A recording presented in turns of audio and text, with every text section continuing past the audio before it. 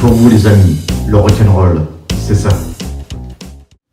Pour la suite de l'interview, Ted, il y a eu une rencontre qui a compté dans ta vie, c'est la rencontre avec le frère de Davida, Orlando. Est-ce que tu peux nous expliquer cette rencontre qui, pour Ted Sandler, le chanteur mythique des Vagabonds, comment s'est passée la suite de cette rencontre?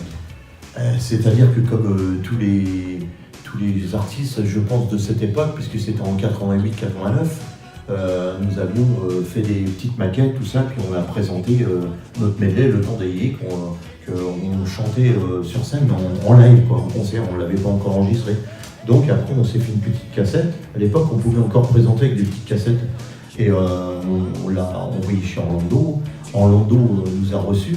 Et quand il a écouté ce medley qui était un petit peu dans l'esprit du Temps d'Ayé qu'on a sorti en 89, il s'est dit ça c'est magnifique, on garde ça et je vais vous le produire. Donc on va le retravailler en studio, tout ça, on le rentre en studio, on a refait des arrangements. Et de là, nous avons eu la chance de pouvoir sortir ce grand tube, Le Temps d'Ayé, qui en 89 est arrivé dans les top 50 et surtout en 90 numéro 1 au top 50. À l'époque, nous vendions 13 000 à 17 000 disques par jour et il n'y avait même pas assez de disques dans le commerce. Donc Orlando nous disait il faut qu'on presse parce que ça n'arrête pas d'avoir des demandes. La première année, nous avons fait enregistrer 67 télévisions. Même Dalida n'a jamais fait ça. C'est lui-même, Orlando, qui nous l'avait expliqué à l'époque. Et donc nous étions super heureux, quoi, parce que d'être pas connu, d'un seul coup tu te retrouves avec une dizaine de galas par semaine, plus des tonnes de galas, plus des tonnes de ventes, des tonnes de public qui t'adore. Là c'était un bonheur pour nous. Puis on rêvait de pouvoir chanter, parce que nous ça faisait à peu près 10 ans qu'on essayait de sortir, quoi. On a ramé de tous les côtés, quoi. On n'est pas arrivé comme ça avec un beau costume blanc, hein. On a mangé des pâtes et puis quand on ouvrait le frigo, il n'y avait pas de beurre. Puis après, il y a eu du beurre et du parmesan. Voilà. Que de belles histoires, comme beaucoup d'artistes l'ont vécu. Et donc, le temps de yéyé, les télévisions, les enregistrements, les concerts.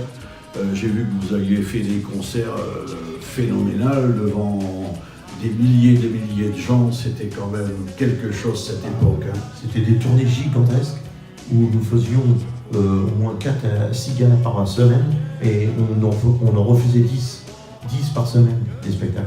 Et nous étions de ville en ville, on rentrait pas pendant un mois et demi, 2 mois, et on avait 3, 4 managers qui s'occupaient du son dans chaque ville. On arrivait directement, on partait de la voiture, habillés en costume de scène, on était trempés, et on montait dans la voiture pour attaquer un autre gala, par exemple à toutes 200-300 km ou 400 km, et on arrivait directement, c'était la folie partout.